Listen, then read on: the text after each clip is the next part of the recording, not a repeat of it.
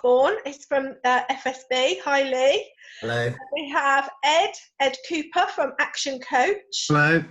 And we have Charles Saunders from ActionCOACH. And we have James Blacklaws from, and I just need the name. AJB Commercial Finance. JB, creatively named after myself. Yeah, James Blacklaws.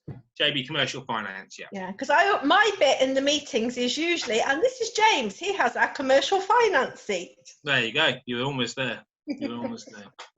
Yeah, and then we have Andrew Beaumont, and he has everyone. the HR seat. And then we have Kelly, and Kelly is here in her role with her unscripted mind to help us all with stress during this time. And she's going to be able to share with us just how many business owners have been in touch with her over this last week. It has been unbelievable, hasn't it, Kelly? Pretty crazy. Yeah. Right. So what we've done is we have asked we're going to ask each one of the panelists a question. They're going to answer it, and then if you, as the attendees who are not on the screen, do have any questions, just pop them in the chat box, and we'll do our very best to answer them before we finish. Is that all right? So we're going to start with Lee. Can you hear me, Lee? I can, yes. Is that all right? Yeah. So what we really wanted to know from you is exactly, because I've been in touch with you all the time about what FSB are doing, but I just wondered if you could tell our members exactly what FSB are doing, how they've been lobbying central government, how involved they've been, and just any news that you've got to do with anything that's coming out that's going to help our members. Okay. So I'll just go through some of the activity that we've been doing at a national level as well as at a local level. And as you'd expect, we're providing strong representation along with other business groups as well at all levels of government. So we're in constant dialogue with our colleagues in our London office and our chairman, Mike Cherry, speaking on a daily basis with government at a national level. And hopefully you've also seen them in the media as well to kind of raise awareness of the issues that the self-employed and the small business community are facing. So for example, today we've met with the Chancellor, with Mike Cherry, to discuss what more government can do to support small businesses, but also in particular, I think, the self-employed. So while we've welcomed the measures that were set out in the budget and subsequent announcements since, we are pushing more and more for greater support for the self-employed and for those outside of the leisure, hospitality and retail sectors that are obviously feeling the real kind of pinch at the minute. So things that we are looking for as this accelerates are probably more radical measures such as national insurance holidays and changes to VAT and also suspension of kind of paying of rent and tax and utilities as well. But we'll obviously wait to see what announcement the Chancellor has tomorrow in terms of further support packages.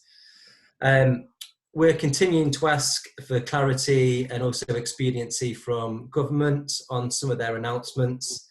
And I think there's a feeling that obviously businesses on the ground need to see cash quickly into their businesses. So we're really pushing hard on those messages to get those processes in place to get that support out quickly. We've also seen our policy chair, Martin McTague, give evidence to the BEI Select Committee earlier this week on the impact of coronavirus on business. He gave evidence alongside the CBI and the Trade Union Congress as well. And he obviously made the point that small businesses and the self-employed need direct government support so they can prioritise their health and also their employees' health as well. Right. We've also united with the Small Business Commissioner, who's responsible for looking after late payments and making sure that those bigger businesses are paying on time.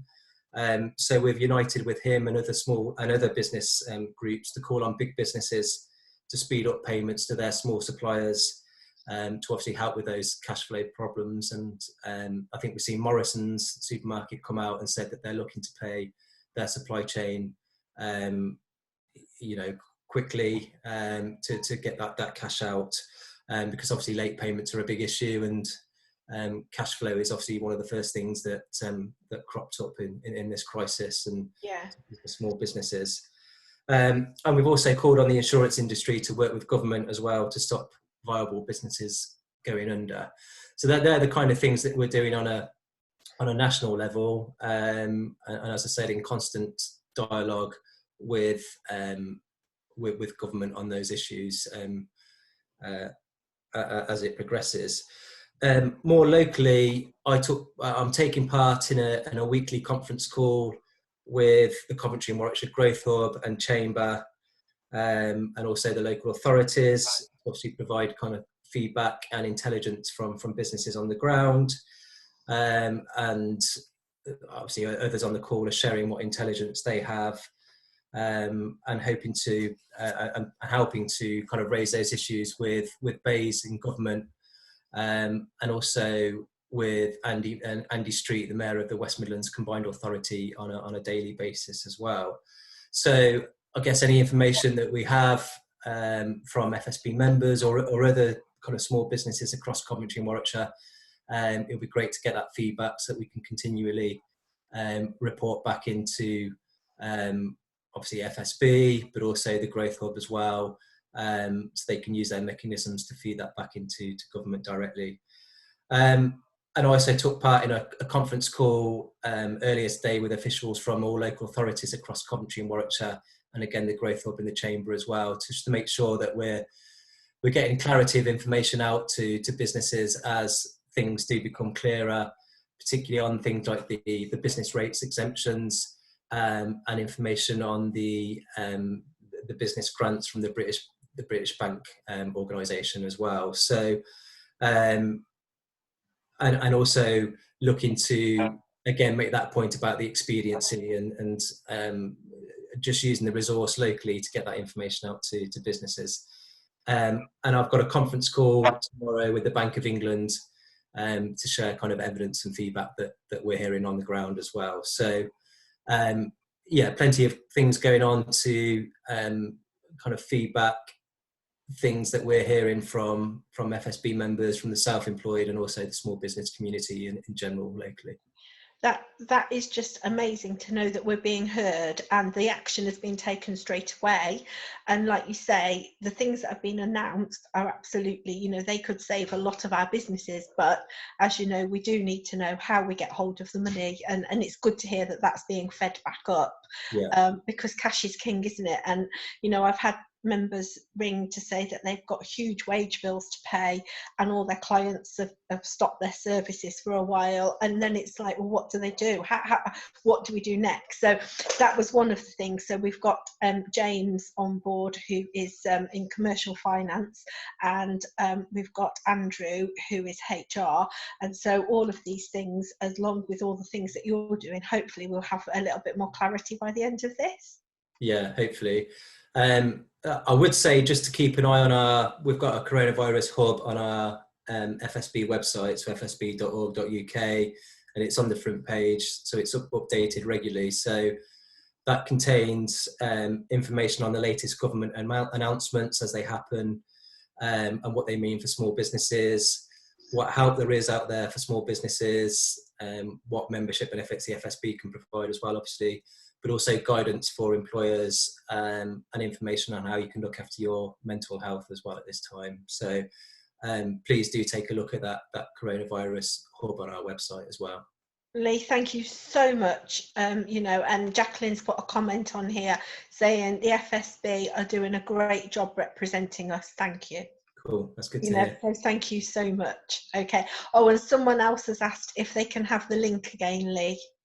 To your website. So Gemma, can you type it? Yeah, if you say it, Lee, Gemma will type it. It's fsb.org.uk. So there should be the hub should come up on the homepage straight away as people go on there, I think. There we are. Gemma's on the page. Okay. And can I just plug? We've got a webinar tomorrow, actually. Yes. Can I just mention that? Yeah, of course. Can we get the link on for that? The webinar is information about the webinars on the homepage. Oh, is it on the website? Yeah. The website, they will see that information. You do need to register beforehand, but it's at 11 a.m. tomorrow morning, and that will provide advice and guidance and questions. So we've got a panel, again, pretty similar. We've got a panel of experts. We've got the Small Business Commissioner on the panel, FSB Insurance Services, and an employment law expert as well, to provide kind of advice and guidance and information out there to small businesses. So that's at 11 o'clock tomorrow. That's 11 o'clock tomorrow. So you just go on to the fsb.org.uk there's information website. on there. I think it goes off to another link to register. Yeah, and it just goes through to like Eventbrite, and you just register. Yeah. It's that sort of thing. Yeah. Okay, Lee, thank you. Thank you. I might just change my order now because that's how I've got people on my screen. So James, can I go to you next? Gemma, can you unmute? Let me just. No, so I've just done it. Yeah, absolutely. So I was planning on those because I know I was on near the end, so I thought I'll switch off for a bit. Oh no, well I thought I'll just keep it a bit lively here. Yeah, keep me awake. Yeah. Now then, what can we say, James? I spoke to James earlier this week, and obviously James's business is about helping local small businesses or all sorts of businesses with commercial finance. So obviously at this moment in time, lots of us are facing just an unknown future. And so the idea, I think I just wanted to ask you about, obviously there is the business interruption loans, there's the mortgage breaks, there's the finance that you've been offering anyway.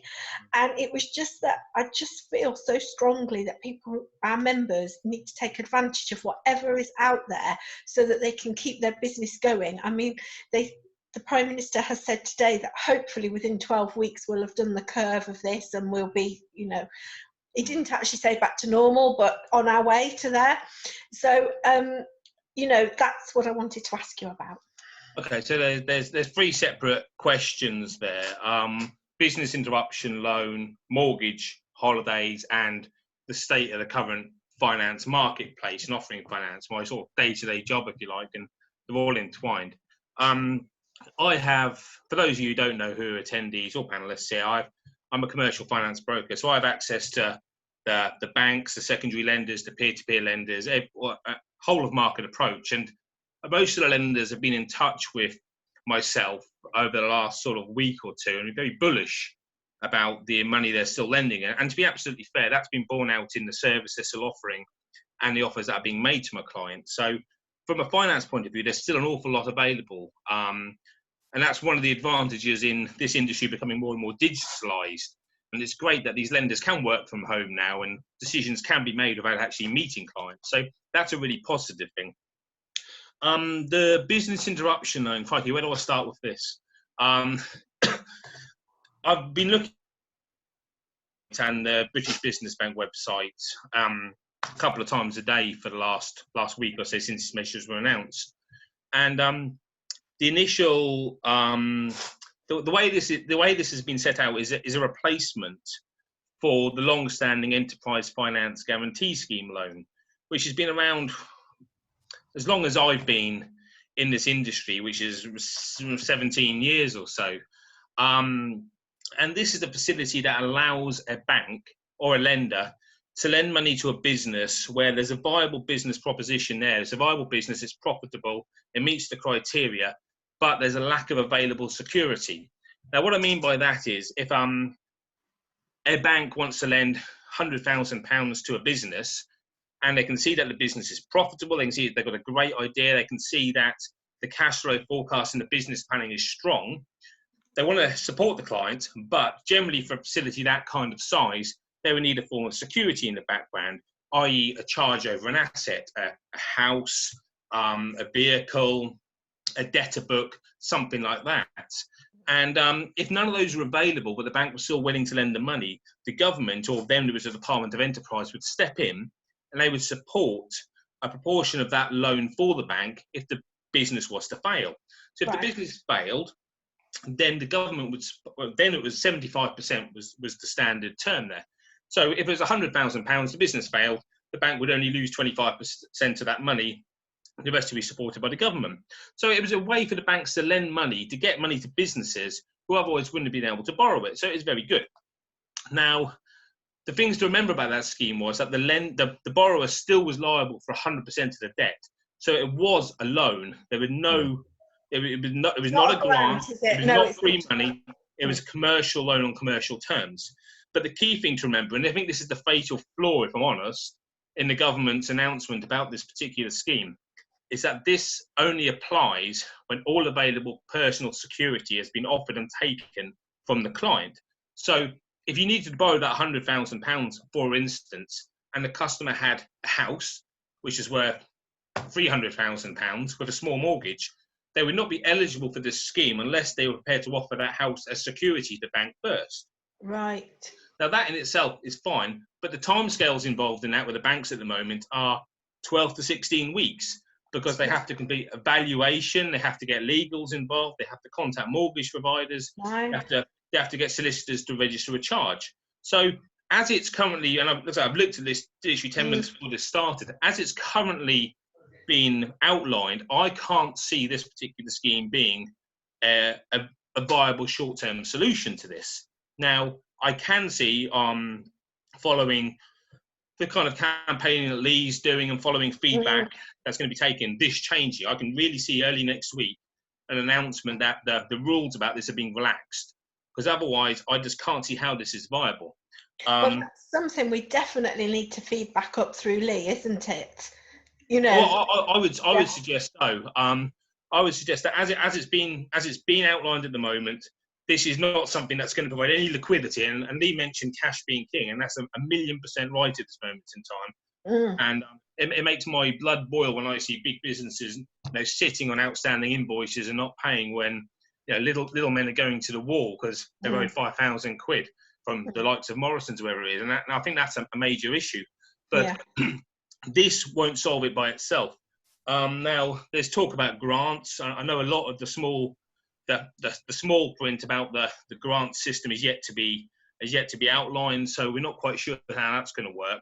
But I'm pretty confident that the kind of 1, 2, 3-man band sole trader limited companies won't fit under any of these kind of qualifications to receive these funds. So I think the hospitality leisure industry, while decimated, the steps with regard to business rate relief, the steps with regard to grants will benefit them. But in all honesty, most of the people I see worried at the moment are the 1, 2, 3-man bands, probably like most of the people in FaB, to be honest, who are worried about the future of their small business. And none of the measures so far, I think, are specifically designed for them. Which brings me on to my sort of second point about the current finance marketplace, which is still still very, very buoyant, I have to say, even in light of the last few weeks. People like the Funding Circle, for instance, who most people know, and similar, are still very aggressively lending money to small businesses. I mean, to give you an example, I had a client approach me on Friday looking to borrow £300,000 for his business, and that loan drew down yesterday.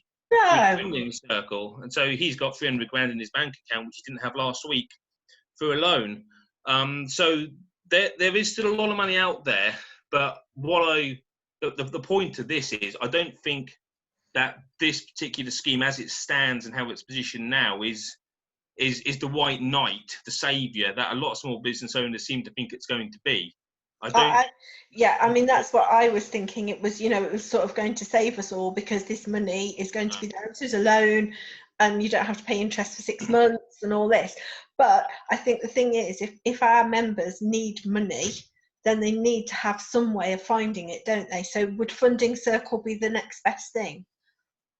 Funding Circle or an equivalent. Funding Circle are the biggest peer-to-peer lender in the country. And rightly so, they're very, very good. They're not always the cheapest, but they are the biggest, and they do have those economies of scale. There are several others out there who are similar, and obviously, my job is the best.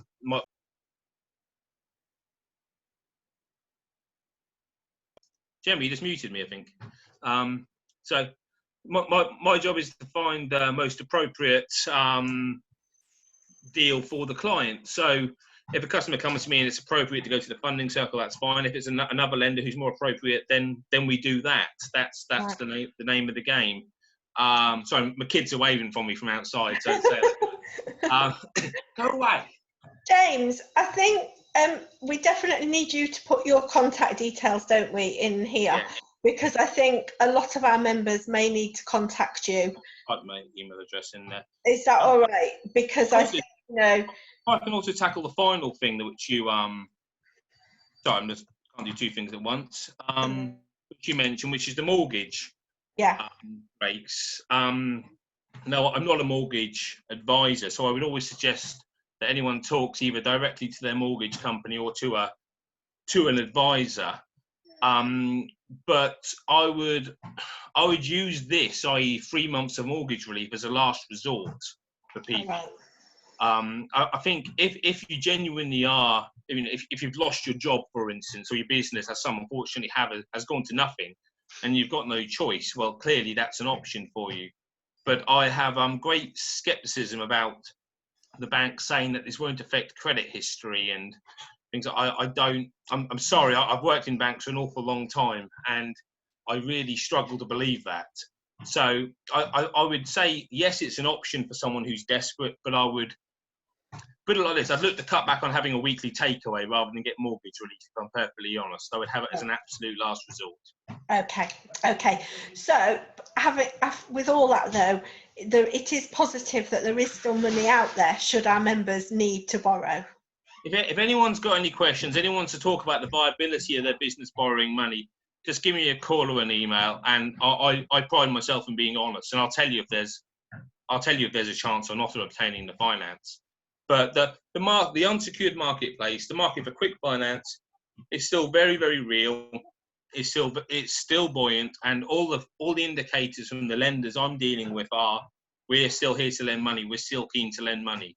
So I want people who see this to not be disheartened by the fact that they might not think credit's available to them, because guys like me do have access to lenders who aren't available to the general public, and they're still keen to put money out there. So please do get in touch if anyone's got any questions about that.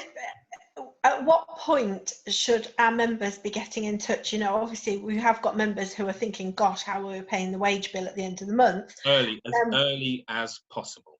Yeah. It's the same as, I mean, people like Ed will talk about planning, and it is just so.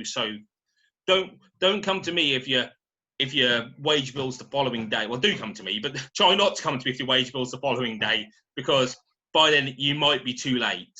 If you plan ahead, you talk to guys like Ed who have got that kind of forward planning, you get your cash flow sorted. And cash flow planning, I'm sure these guys will talk about it, but cash flow planning, most businesses know when their expenses are going to come out.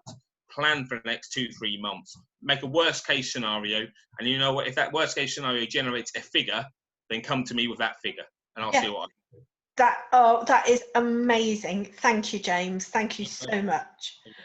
Right, who shall we go to next?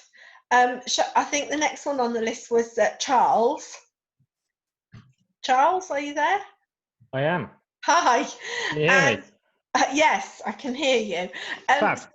Yes, it's fab, isn't it? It is fab. And my phone switched off with my list of questions, so just a minute. Can you not remember the questions, Amanda? Well, I've got 7, you know. So, right, so we wanted some proactive tips that our members could take to help them protect their businesses during this time. Fab.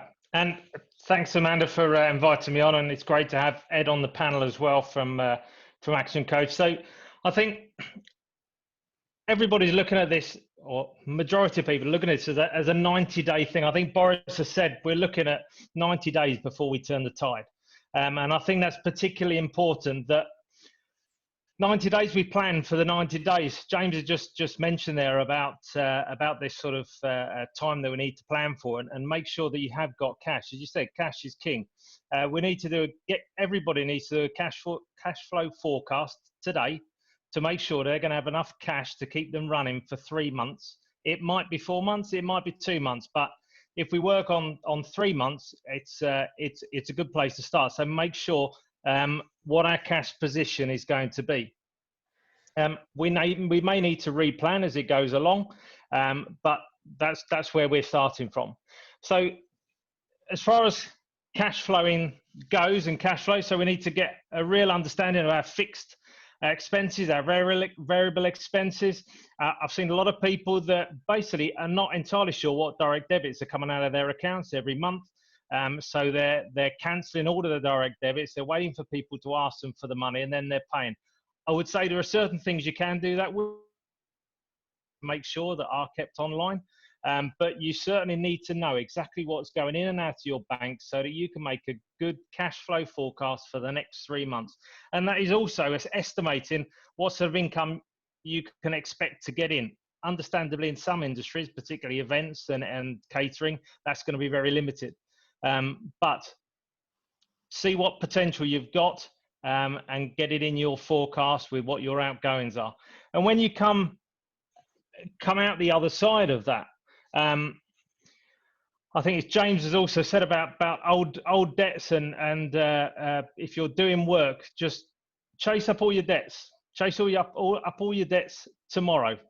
Obviously today's too late, but chase them all up tomorrow. Try and get as much money from people that owe you money in as quickly as possible. When you're starting new accounts, be conscious of new debts and clients that potentially may be at risk of defaulting on those payments. So do a few more checks, maybe reduce the payment terms with people at the moment. I think people will be quite understanding about that sort of thing, and maybe offer discounts for doing cash deals up front. You know, cash is king. We get the money in the bank, everybody's going to be happy, and you've got a much better chance of making it through this difficult time. I think it was James, or it might have been Lee as well, said about extending your supplier payment terms. Certainly with these big corporates, they don't want you to go bust as much as you don't want to go bust. They want to keep you in business. Try and extend your payment terms with them. Try to go for payment holidays. At the end of the day, if you don't ask, you're certainly not going to get. So ask them and see what they'll do for you, is the advice I would give you on that one. Unnecessary spending. Really spending on new things at the moment that you don't need to. You know, your laptop's a little bit old and tired. Do you really need to replace it in the next 3 months? Probably not. But it goes along with other equipment or assets as well. If you don't need to buy it now, try and put it off to a time when you're getting more income into your business. Reducing overheads, really important. I've seen a lot of people that have been speaking to landlords and getting either deferred payments is one thing, but they're actually cutting people's rents for a period to see people through, because obviously, once again, landlords don't want you to go out of business as much as you don't want to go out of business. So they are doing some really good deals, commercial landlords at the moment, to keep people going. The other thing I was going to mention was about VAT. A lot of people are looking to defer VAT. I think James said, actually, no, maybe it wasn't VAT, it was more mortgages. But VAT, HMRC have been really, really good at the moment. There's a couple of numbers, special numbers, that you can ring HMRC to get deferred terms. And a couple of people that have spoken to them, and they're looking at deferring it until July, which hopefully is going to be outside of the window where we will be back up and trading again and feeling a lot happier about business. But this time is particularly important. We need to keep as much money and cash inside the business as you can. If you give your money to HMRC, you're certainly not going to get it back if you say, I've got problems, I can't pay people now. They will keep on hold of it. So if you're on MTD, cancel your direct debits, because otherwise it will go automatically. But always speak to them as well. Like I say, the helplines they've got out are really helpful, really useful. They are talking to people, which is a bit different to what they would normally want to do. PAYE, also people can defer PAYE.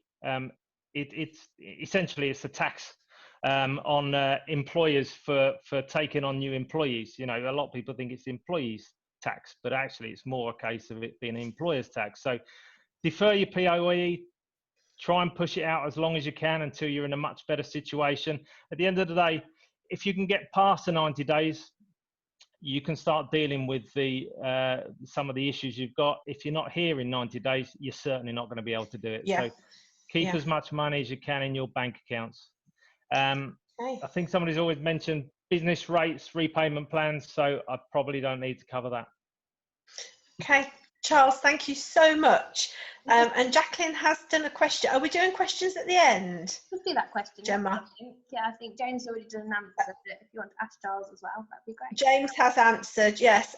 Jacqueline says, as a micro business with forecasting, the income is really difficult as she's reliant on her clients staying in business. So how can she make that real? Yeah, I mean, I mentioned in my my little spiel there about planning for a worst case scenario, and I think if you plan for the worst case scenario, which depending on the line of business, it may be a drop in trade of 50%, it may be you've got absolutely zero customers. Yeah. You don't know, but if you plan for that and try and work around that and fill the gaps that any kind of financial pressure will put on in that, well, you know, if you do better than the worst case scenario, then brilliant. So yeah. I always encourage, you know, a lot of coaches will say a best case scenario, a realistic scenario, a worst case scenario, and then plan for the worst case scenario. And I think that's really good advice, because at the moment, I don't think you can be too cautious with regard to holding onto your cash, as Charles says. I think holding onto your cash, having liquidity is absolutely, I can't stress how important it is to have money in the bank at the moment. It's the absolute lifeline for every business. Okay. Thank you. Thank you. I'd echo exactly what James has said, by the way. You know, we've got to keep as much money as we can in there. As far as forecasting for the next 3 months goes, yeah, it's going to be tough. Worst case scenario, you could always say, have I got enough cash in my bank if I get no more invoices, no more payments coming in? That is worst case scenario. Some of you will know, you probably, if you do a pipeline forecast and put a bit of factoring values as to the type of businesses that you're working with, you will know that some businesses, like cleaning businesses and some retail shops, you know they're going to stay open. So you will, if you're supplied by them or you're supplying them, you pretty much know they're going to keep paying you. If it's an events-based business, restaurant business, all those sorts of things, yeah, then they're probably going to struggle to pay you. So maybe you factor in a much lower percentage of the likelihood of those orders or invoices getting paid. Yeah. Okay. Thank you. Do you have a tool or anything for people that haven't done any cash flow before? Is there something that you could, you know? Yeah, there is. If some, are we going to send out email addresses to attendees? Because I mean, both myself and Ed will have templates to do cash flow forecasting and pipelines and that sort of thing. Not a problem. I think both me and Ed are probably doing similar webinars over the next 5 days or so. So I think I've got 4 coming up before Monday, virtually the same. Lots more advice to be had out there. And I will Thank you. Out the email links to yours and Ed's webinars as well. Yeah, fab. If you need to pop your email address on the video recording of this, then people can get into need some help in the comments. Is that okay? Yeah, sure. Or if you can obviously send email addresses, myself and Ed and we'll sort out templates for relevant people. No problem at all. Brilliant. Thank you. Thank you. Thank you so much. Andrew, shall we go to you next? So just before you head on to Andrew, just to add on to what Charles said there, I'm sure, Charles, you won't mind me saying this in the spirit of abundance, but not just the cash flow forecast template. If there's anybody out there who just genuinely never done a cash flow forecast or doesn't know how to do it, just call us. We'll walk you through it step by step and help you. Okay. That's amazing. Thank you both so much for that. Thank you. Thank you. Andrew. Hello. Hello. How are you? I'm all right. Thank you. Good. Right. So the question was a bit of advice for our members that have got staff. Yeah, about their contracts, about whether they should lay people off, whether they should make people redundant, whether they should try and pay them. Prime Minister said today look after the staff, and the government will look after the business. Just some advice, really. Okay, so it's the one thing I would say at the outset is, more than anything else, having lived through this week, both with clients and you know, bless her, I've got my sister who's a beautician who is on her knees at the moment with this stuff. Just be honest with the staff before, just forgetting the legal stuff and all of that for a second. Just be honest with them. Don't try and promise them things that aren't there.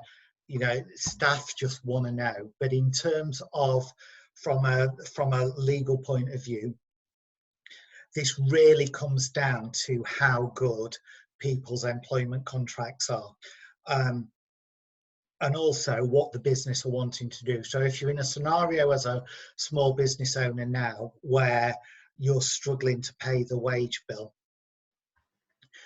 there's kind of a few options available, but one of them is this expression that's coming up more and more, that's on all the forums, about short-term layoff. And effectively, it gives you an option over a 3-month period to be able to turn around to any of your staff and say, I'm invoking the short-term layoff clause.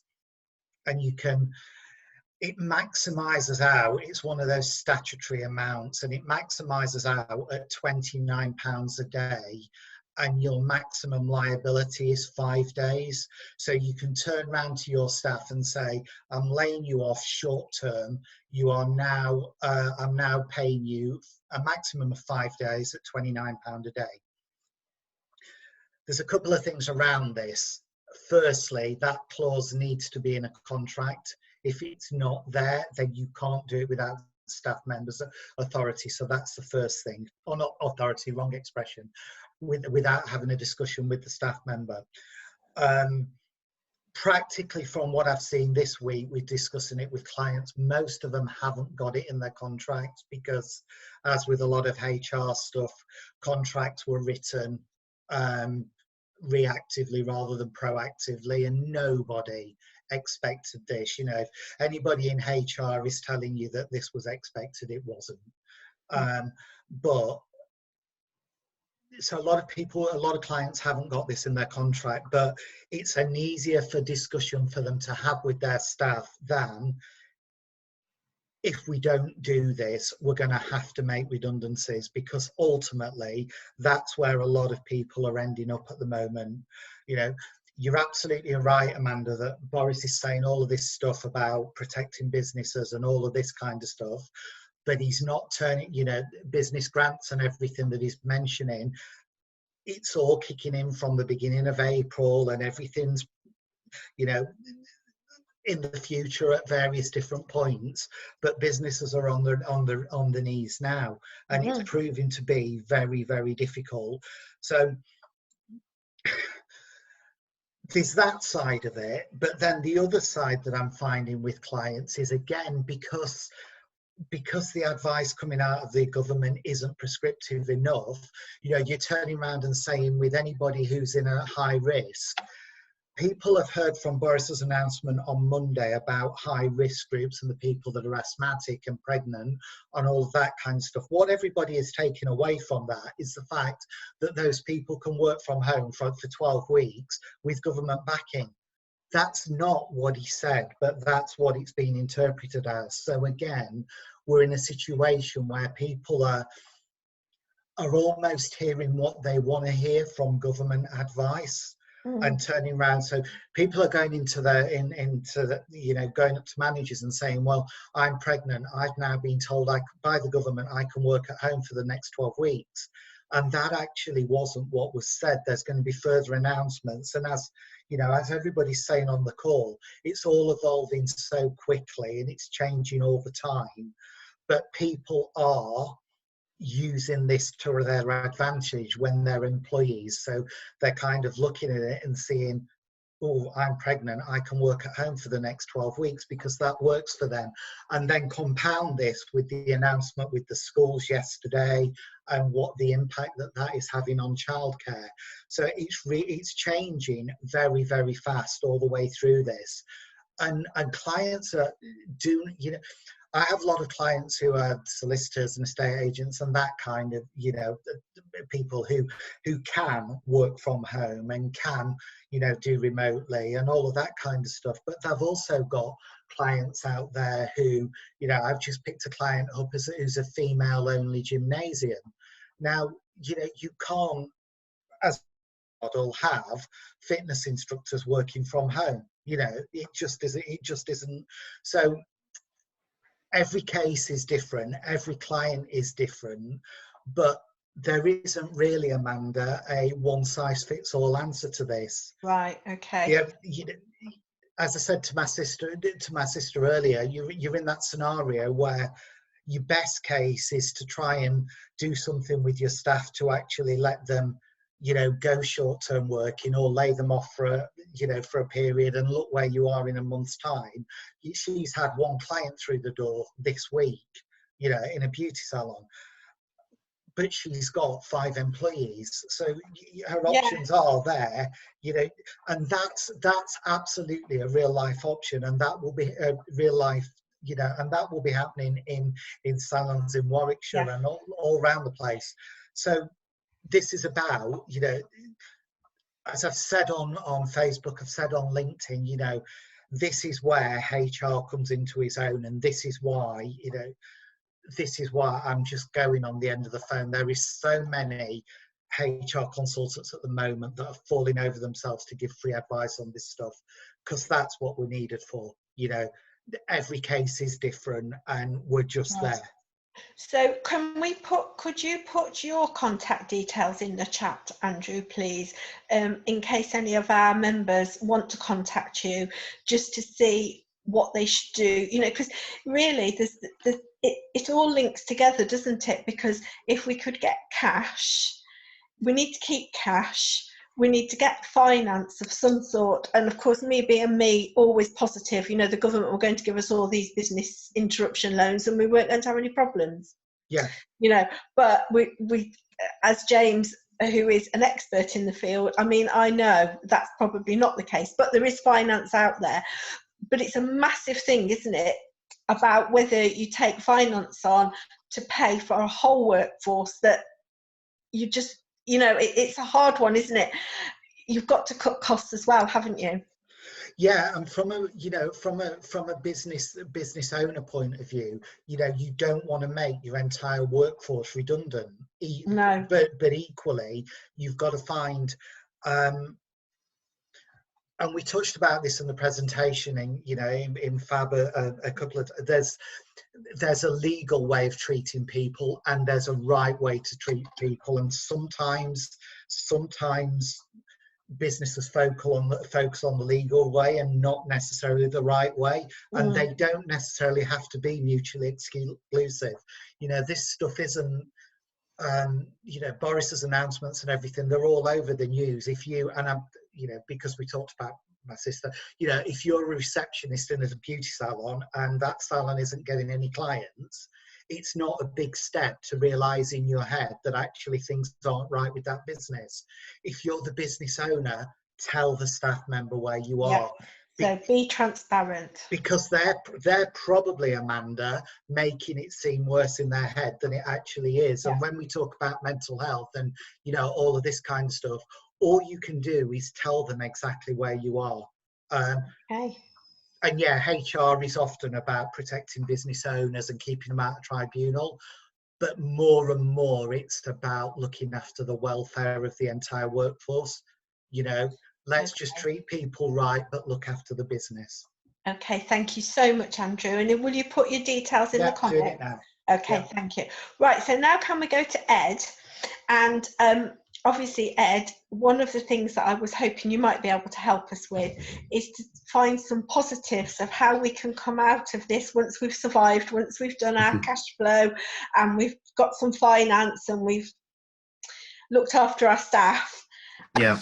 What can we do to try and be in a good place when we're at the other end of the curve, whether that be 12 weeks or a bit longer? Yeah, super. Okay. Again, thanks for getting this together, Amanda. You did a great job just pulling everybody together so quickly, and to all the panelists as well for being here. I think it's a fantastic opportunity for us all to learn. I've learned so much as well from everyone, so I really, really do appreciate everyone's input. Look, the way that I see this is that, like any good thing that starts, it will end. And any bad thing that starts like this, it will end. And we really need to stay positive in our minds as well as in our actions. And right now, the time is not to slow down, the time is to speed up. So getting behind whatever you've got in front of you and just pushing forward. So there's a couple of steps to this. So the first thing is, you need to understand exactly where you are right now. We've done a lot of talking about that, and then what you can do about that. But also you've got to understand then, if you can recognize that either you're in trouble or not in trouble, that could be right now, it could be 3 months after all of this has stopped, because some businesses will be affected much further on down the chain than right now. Or actually you might be completely booming, so the people who are in IT, people who are in cleaning, people who are in marketing, like, you guys should be booming right now. And anyone who makes toilet roll, I have come across anyone who makes toilet roll, anyone who makes toilet roll, it should be booming right now. But wherever you are, it's really easy to just focus on what's in front of you right now and not take that long-term approach. So I'd really encourage everybody to look at their plan over the next, certainly 90 days as a minimum, to go, okay, so that's what's happening right now. Then beyond that, how am I going to plan for growth in the future? Because if we have a V-shaped economy that's likely to kind of come out of the back of this, Andrew's bang on the money. Don't get rid of your team, because you have no people around to then service your clients. Your business will disappear. Bang on the money again from Charles and James. If you haven't got cash in the bank, you're not going to be able to invest in things. So make sure that you can keep hold of all the credit that you possibly can, or the money that you possibly can into your bank account. Right now, some of the things that I'm really working hard with clients on right now is keeping their team around them, being really positive about what's going on in terms of the mindset, but also finding opportunities right now so that they can leverage goodwill in the community. For example, they can start doing something slightly different that they've never even thought about doing. There's a really great story to highlight that you've probably all seen, where Punk Brew have kind of turned their distilleries into hand sanitizers, which they're going to give away for free to the community. What a great opportunity, while no one's drinking all their beer down the pubs because you can't go down, to leverage their brand for the future. People are going to remember things like that. So what can you do to do the same thing? You're really quiet right now. How can you actually leverage your brand back into the community and add some real value out there? So they were the things that I'll be really thinking about. Some of the bits that really concern me as well when we're looking at cutting costs is people saying to me, and I'm not marketing anymore. And that to me is dangerous, really, because if you've gone quiet in the market and nobody can see you, then they're not going to recognize you when you pop your head back up. You're going to literally have to build your business from the floor up again. So get those plans sorted out to grow in the future. Make sure that you are communicating with your team, finding different ways right now to be a little bit different and adapting, and delivering in perhaps in a different way that you've never even thought was possible before. I am 100% certain that if you go back now as an action tonight and just review the wins that you've done over the last 2 weeks, you'll come up with a bunch of stuff that you've done amazingly well. And if you keep doing that, you can find new ways of working in the future that probably haven't even been created today, new, innovative, efficient and effective ways. So ask yourself the question, how can I become leaner as I come out of this? How can I become faster? to support my marketplace, and stronger and more focused, not just as a business, but you as an individual as well. If you come out the back of this, you're 100% going to be stronger than you've ever been before. So yeah, I think they would be the top things. But again, surround yourself with amazing people. And FaB's a great place to start. Surround yourself with experts. I am definitely not advising anyone around HR or finance or any of those areas. I'm definitely pushing them to the right people, because otherwise you're going to make a mistake really, really quickly. The thing is, we don't want to make mistakes. Exactly, yeah. So make, anybody out there who thinks they know it and they're going to advise you and they're not a specialist, just ignore them and find the specialist and get directed to those people. Then I think you'll probably be in a much better place at the end of this. Thank you so much, Ed. That's amazing. Thank you. You are welcome. Thank you. So then we come to Callie. Hi, Callie. Right. Please help us with some positivity and throwing away the stuff that we don't need to be listening to in our script. Well, I have been absolutely swamped this week. So I'm actually in quarantine. So I was really, really poorly last week, and I have been in contact with 2 people that have been confirmed for this dreaded virus. So I'm officially in my own little lockdown hell right now. So I get the panic. I get why everyone's feeling the way that they are. For me, the worst thing, far worse than this virus, is I'm trapped in a very tiny space, and I've got a 10-year-old and a 5-year-old. So, there's bigger things right now. But yeah, I have been, thanks so much. I've been absolutely swamped this week, back to back, just with clients. And I work, for those of you that don't know me, I work with literally anybody of any age, whether you are a business owner, whether you are an employee, whether you're unemployed, because I work mental health, well-being, and everybody needs help with that. But this week in particular, I have been working with business owners that are worrying and panicking, quite rightfully, about everything that's coming and what's going to happen.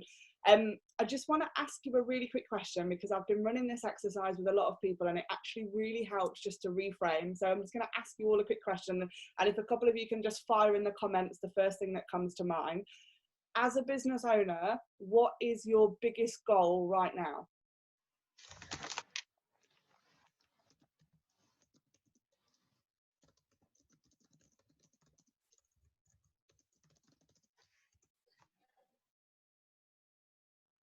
Okay.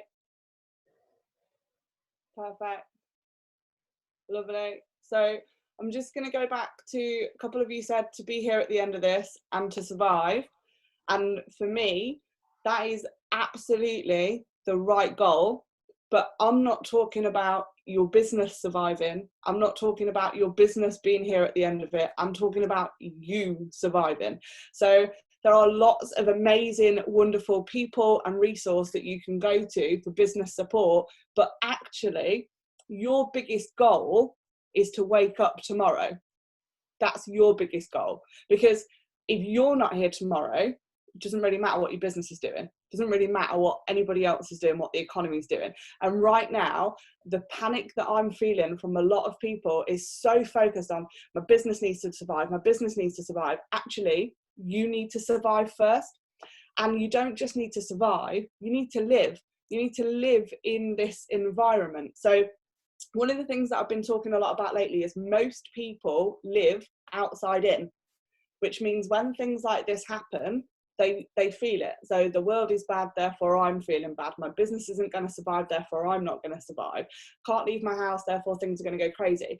And we, by nature, live outside in. And what I teach people to do is live inside out. So actually, your only goal right now is for you to be here, for you to feel all of the great things that you should still be able to feel whilst we go through this. And if your business is here at the end of it, absolutely amazing. But if it's not, and you've still completed your biggest goal. Your biggest goal is to be here tomorrow, to be here in 10 days, to be in 100 days, 10 years. Like, that should be your priority goal. And for me, the way that we get through this and that we survive is by knowing that we can choose every response. Most of us will just react. So I work on an equation, and I do this all the time. I work on this little equation, which is external plus response equals result. So whatever is happening out there isn't to do with you. You can't really do anything about it. And we can get 100 of us together or 1,000 of us together, but really it's not going to change. It's how we respond to it that helps us deal with it, and how it helps us how we get through. What a lot of us are doing right now is reacting. And don't get me wrong, you still need to plan, speak to Charles and speak to Ed, and make sure you've got your business plans in place, because that focus will help you stay calm. But don't react, don't panic, don't start doing things that drive that fear. Know that your biggest goal is just to survive this and to get joy from your day. I've spoken to 10 business owners today, and not one of them could give me an example today where they felt joy. It's stress and it's anxiety and it's panic. And you can run your business, you can be a millionaire for all I care. If you're running your business and you're earning millions, but you're going a whole day without feeling a bit of joy or a bit of happiness, what are you doing? You're doing the wrong things.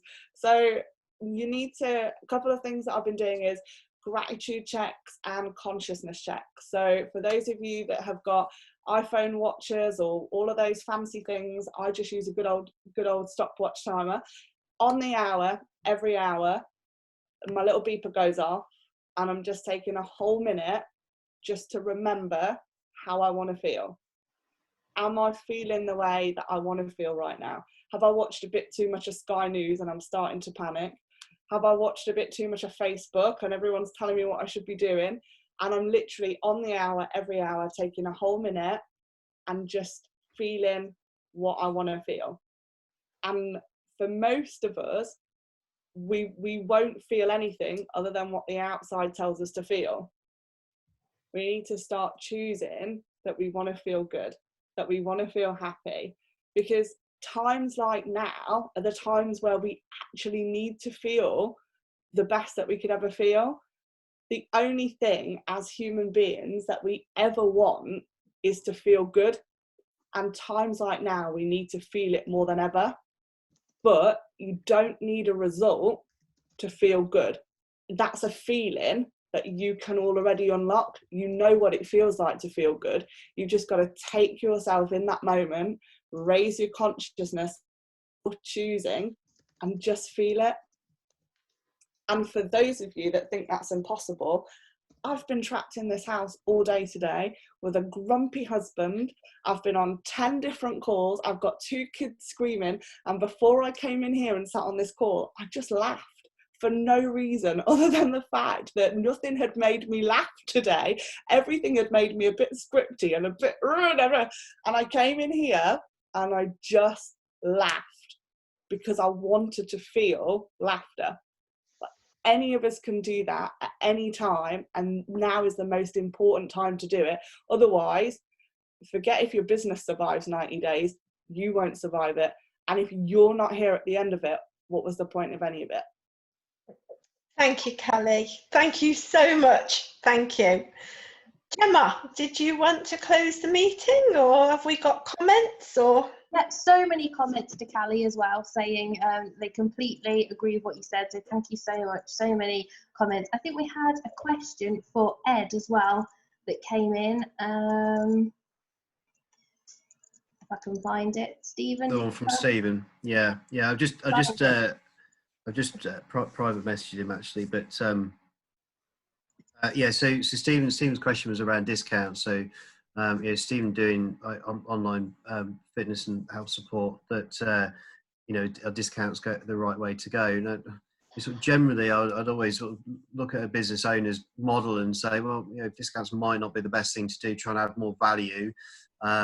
However, I know where Stephen is, and I know what his business looks like right now. I would be saying to someone like Stephen, go and market the hell out, I won't swear anymore, Matt, out of your business. People are going to need you. They're potentially going to be at home. Massive opportunity. Every bit of profit that you've got, pump back into your business and build this. This could be the making of you in the future for a business such as yours. And if that means discounts is a good way of getting people hooked in, then do it. The same as anything with anybody that anyone's doing when it comes to marketing or any new approach to business. The two big words that you'll always hear Charles and myself talk about is test and measure. So go and figure out whether what you're doing is actually working. Keep a close eye on it and then adjust accordingly. Thank you. Okay. Jen? Thank you. I'm just waiting to see if Loretta has got a comment. I know she's put a message saying that we've not spoken to her, so I'm just waiting to see if a comment comes in. But thank you so much to all of our panel for joining us. We are going to pop this recording in the Facebook group. I will put the contact details for everyone as well. And we will have a Zoom call for the first FaB meeting, which will be Hinckley on Monday. And for that meeting, all of the panelists, not panelists, everybody will be video and audio. We'll all be able to join in. So it'll be a little bit different to this. And we'll organise another meeting, another coronavirus support meeting for next Thursday as well. So thank you so much. Mum, do you want to? I just want to say thank you so much to everyone to our panelists for giving your time tonight to help FaB members. And you know, I'm so looking forward to Monday evening when we do our first FaB online meeting, and Callie is our speaker, which I think is just really good timing. So we look forward to seeing you all there, and to all of you, thank you so much. And I just send love, and please stay safe and well, and we'll just keep pushing, won't we, Lee? We'll keep lobbying away and and I hope you've got some stuff, Lee, there that is good for you to feed back. Oh, Gem, can you unmute Lee? Everyone, I think. Oh. Yeah, there you go. Yeah, thanks, Amanda. It's been really useful from my point of view. So that's amazing, Lee. Thank you. Okay, that's it then. I think we call that over and out. I don't know what we do now. We normally do M&Ms and things.